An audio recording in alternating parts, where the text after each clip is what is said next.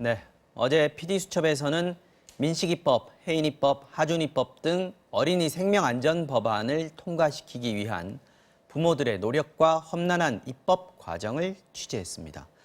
어제 본회의에서 민식이법과 하준이법은 통과됐습니다만 여기까지 오는 동안 부모들의 속은 그야말로 문드러졌습니다. 아직 통과되지 못한 법도 남아 있습니다. 박건식 팀장과 함께 다시 한번 자세히 알아보겠습니다. 어서 오십시오. 네.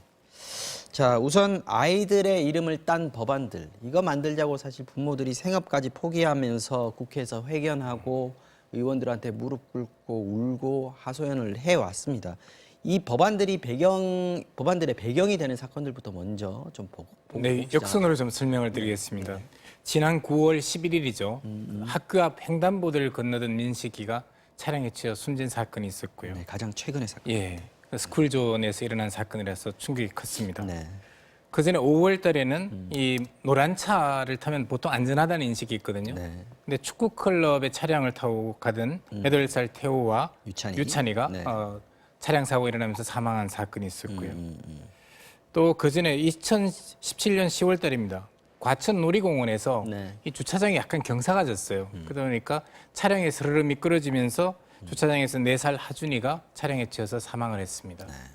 그리고 2016년입니다. 무려 3년 4개월 전인데요. 네. 그 어린이집 하원을 하는 길에 이렇게 차를 기다리다 서 있었어요, 어린아이가. 근데 그 SUV가 굴러오면서 어린아이를 치었습니다. 네. 근데 외상이 잘 안 보였어요. 근데 어린이집에서 방치를 한 겁니다. 그러다 보니까 방치를 하다 보니까 어린아이가 뒤늦게 병원에 옮겨지면서 숨을 졌는데 장기 파열이 다 이 일어났던 아이가 겁니다. 해인입니다. 그죠? 네, 해인인데 4살짜리 어린아이였고요.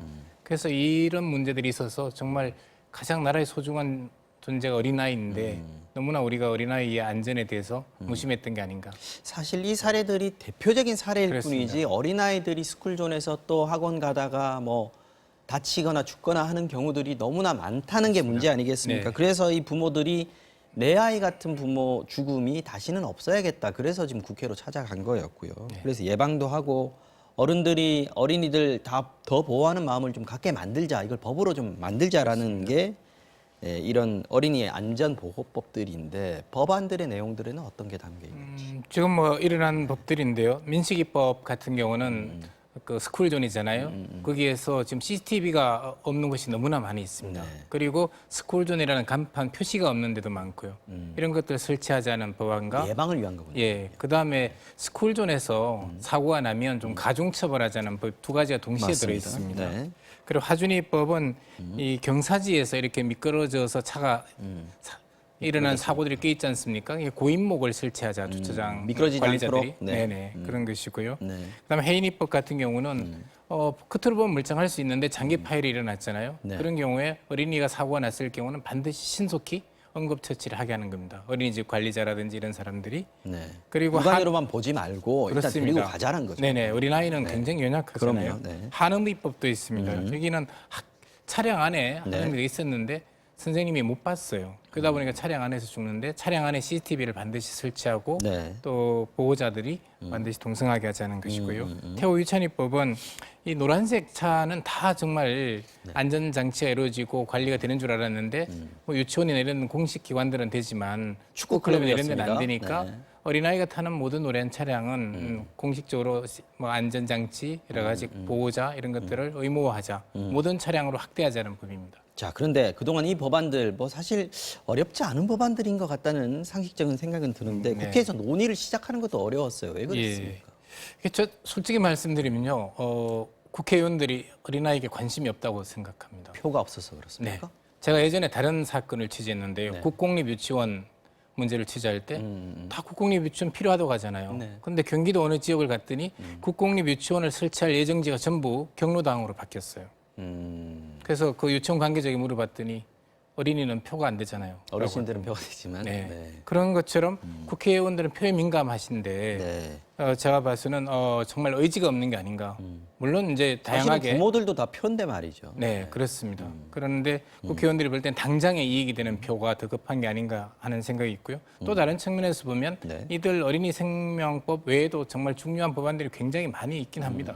그러다 보니까 전체 우선순위에서 전체 숲에서 보면 우선순위에서 밀린 게 있고 또 당의 정책에서 보면 뭐 선거법이라든지 공수처법이 우선 법안이 되다 보니까 우선순위에서 밀린 측면이 있고요. 그다음에 또 다양한 복잡한 절차들이 있습니다. 네. 일단 법안이 만들어지면 해당 법 상임위로 가야 되거든요. 네. 상임위에서 가면 이제 법안 심사 소위에서 이걸 법안을 검토해야 돼요. 제대로 된 건지 안 된 그래야 건지. 회의에 올라가는 거죠. 그 일을 또 통과하면 상임위 전체 회의를 통과해야 되고요. 그렇죠. 또 상임위 전체 회의를 통과하면 법제사법위원회에서 전문 법제사법위원회 어떤 검토를 법률 검토를 다시 한번 받아야 됩니다. 그래서 또 통과해야지 법제사법위원회 전체 회의에 상정이 되고요. 그 일을 통과해야 마지막 본회의까지 가는데 이 말씀드린 것처럼 법안이 수천 가지가 되다 보니까 네. 의원들 입장에서는 이번만 또 유독 살펴볼 수 없는 또 한계가 있고 그러다 보니까 부모님들의 속은 타들어가고 그랬습니다. 자, 이렇게 국회에 관심을 못 받던 어린이 생명 안전 법안들이 결정적으로 주목을 받게 된 게 있었습니다. 문재인 대통령의 국민과의 대화였다고 하는데 관련한 인터뷰 한번 들어보고 오겠습니다. 거의 관심 없었고 노력해보겠다 이 정도나 아니면 그냥 전화 다 꺼놓고 그랬는데 국민과의 대화 딱 하면서 대통령이 민식이법과 아이들 어린이 생명안전법 그걸 딱 워딩으로 딱 짚었잖아요. 그리고 언론사에서 뉴스 속보 같은 걸로 스쿨존 지시 막 이렇게 나왔잖아요. 그러다 보니까 갑자기 의원들이 엄청 압박을 느끼는 거죠. 여당 국회의원 보좌관인가요? 그렇게 보이는데 대통령이 한마디 하니까 눈이 번쩍 뜨였다는 거 아니겠습니까? 긴장을 네네. 바짝 네. 했다는 얘기인데 이게 저도 사실 이 방송에서 민식이 부모님이 첫 질문자로 나오지 않았습니까? 네네. 기억이 나는데 실제로 영향을 미쳤다라고 보고 있습니까? 네, 직후에 뭐 당정 협의가 바로 이루어졌으니까요. 뭐 물론 이제 당정 협의가 이루어지고 빨리 대책이 마련된 것은 매우 긍정적이라고 볼 수 있지만 반대로 네. 그럼 그동안 뭐 여당은 뭐 했느냐는 겁니다. 왜 대통령이 나서야지만이 네. 화들짝하고 대통령께서 나서지 않으면 이렇게 방치하느냐는 비난 또는 비판에 자유로울 수 없을 겁니다. 자, 이렇게 부랴부랴 움직여서 어저께 본회의에서 결국 민식이법하고 하준이법은 통과됐습니다. 네네, 그렇습니다. 민식이 부모님이 직접 이제 국회 예. 회의장에서 네네. 지켜보고 있는 모습도 봤는데 아까 말씀하신 법안들이 5개 정도 됐습니다. 예, 예. 나머지 3개는 어떻게 됐습니까? 나머지 다 뭐 상임위나 이런 데 묶여 있죠. 아직까지 뭐 그렇습니다. 한자로 계류돼 있다고 하는데요. 이게 또 이 회기가 지나면 다시 폐기됩니다. 아, 그건 또 왜 그런지 모르겠는데 네네. 이와 관련해서 의원 인터뷰 한번 들어보고 오겠습니다.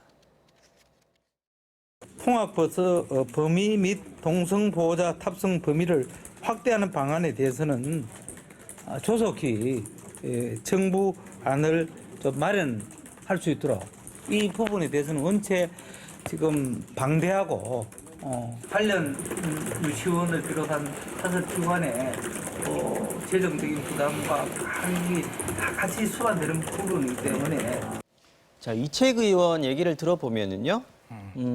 정부안이 좀 마련돼야 된다라는 얘기를 하고 있고요. 네네. 지금 법안이 올라가 있는데 네. 그리고 비용 얘기를 합니다. 네, 차이가 있다면요. 민식이법 이런 경우는 네. 이해 당사자 상대편이 없습니다. 근데 이제 태호 유찬이법 같은 경우는 영세한 뭐 축구 클럽들이 많잖아요. 그런 곳에 또 영세한 어떤 학원도 있고 자비를 들여서 해야 되는 그렇습니다. 경우들이 그 많다는 입장에서 거죠? 보면 사립 시설들에서 보면 이게 또 교사를 네. 또 채용을 하거나 또는 안전 CCTV를 설치하거나 다양한 어떤 비용이 든단 말이에요. 네. 그럼 그쪽 유치원이나 이런 쪽에서는 좀 반발하는 기운이 있다고 합니다. 그러다 보니까 상대자, 이해 당사자가 있다 보니까 민식이법에 비해서는 상대적으로 좀 통과가 더 어려웠지 않느냐 이런 생각이 듭니다. 최근에 좀 논란이 됐던 부분이 좀 있습니다. 인터넷에서 특히 이제 네네. 게시판 등을 통해서 그런 얘기가 나오는데 민식이법이요. 예. 이게 지금 아까 말씀하신 내용 중에서 네네. 뭐 CCTV를 의무화한다든지 하는 부분들은 이견이 없겠습니다만은 가중 처벌하는 부분. 네네. 아이가 나오는 걸 못 봐서 어쩔 수 없이 실수로 그럴 수도 있는데 그걸 가중처벌을 한다? 이거 너무한 거 아니냐? 이거 독소조항이다? 이런 의견들이 최근에 좀 있었어요. 이 부분에 대해서 어떻게 우리가 해석을 해야 됩니까? 사실 이런 이야기를 드려도 될지 모르겠습니다. 어제 저희가 그 편집이 끝나고 네. 10시 반쯤에 이제 밥을 먹으러 갔습니다. 네. 저희 옆자리 두 청년이 민식이법을 가지고 그렇게 격렬하게 그래요? 토론하더라고요. 이거 너무한 거 아니냐. 그래서 그 자리에서 설명을 드리고 싶었지만 이 자리에서 드리겠습니다. 네. 오해도 있습니다. 왜냐하면 이런 겁니다. 지금 가중처벌되는 규정은 두 가지입니다. 음주운전을 하거나 네. 또 사고를 내고 도주했을 때 이 두 가지 경우만 가중처벌을 받거든요. 네. 그러면 스쿨존을 만들어 놓고 똑같이 처벌받는 게 온당하냐. 음. 스쿨존에서 일어나는 사고는 조금 더 네. 강하게 처벌돼야 되지 않는 게 이 법의 취지고요. 네. 다만 이제 그에 대해서 이의 제기를 하는 경우에는 예를 들면 옆에 뭐 불법 주차 같은 게 많이 돼 있어서 맞아요. 못 보는 경우도 있고 네. 또는 어린아이가 갑자기 뛰쳐나와서 정말 불가항력적인 면도 있는데 정말 나의 어떤 고의가 아닌데 이렇게 강하게 처벌하는 게 좀 억울하지 않느냐는 취지일 겁니다. 네. 근데 되돌아봅시다. 스쿨존이라는 것이요. 네. 어린아이 특성 때문에 생긴 겁니다. 맞습니다. 어린아이는 직진 성향이 있습니다. 네. 앞에 부모가 계시고 할머니가 계시면 그냥 뛰어갑니다. 옆을 보지 않는 거죠. 그렇기 때문에 우리가 스쿨존을 만든 것이죠. 음. 그래서 30km 이하로 서행하라고 돼 있지 않습니까? 네. 근데 우리가 잘 알지만 스쿨존에서 30km 이하를 지키는 차량 거의 없습니다. 네. 그리고 뭐 나온 이야기처럼 먼저 선행돼야 될 것은 정말 불법 주차 이런 것들을 먼저 제거하는 게 순서이겠고요. 네. 그런데 CCTV를 설치하게 되면 많이 해결되리라고 보고요. 이런 겁니다. 그 전에 이 완전히 그 3년 이상이 아니고요. 사망에 이르면 3년 이상입니다. 지금 현행 법은 아마 이렇게 5년 이하의 검은고 또는 2천만 이하의 벌금이 이제 교통사고 특례법이거든요. 네. 그런데 스쿨존은 이걸 조금 더 강화해서 사망에 이르게 되면 3년 이상이고요. 다치게 되면 다릅니다. 다치게 되는 경우는 5년 이하의 검고, 다치게 되면요 좀 많이 처벌이 약합니다. 네. 그래서 1년 이하네요. 그래서 이런 것들에 대해서는 좀 우리가 조금 더 법안을 보면 조금 우리가 오해를 가지진 않을까 싶은데 이게 이제 법안이거든요. 그렇군요. 네, 어제 통과된 법안입니다. 네. 어쨌든 가족들은 정말 그동안 두 법만 우선 통과됐습니다만 그동안에 정말 애를 많이 쓰셨는데 좀 위로가 됐으면 좋겠다는 생각도 가져보게 죄송합니다. 하나만 수정하면 1년 이상 15년 이하의 징역이 다쳤을 경우입니다. 알겠습니다. 사망이면 3년이고요. 네. 자, PD수첩 오늘 오후 5시 25분에 재방송됩니다. 관심 있으신 분들 다시 한번 보시고요. 지금까지 PD수첩 박건식 팀장과 함께 이야기 나눠봤습니다. 오늘도 수고하셨습니다. 그렇습니다.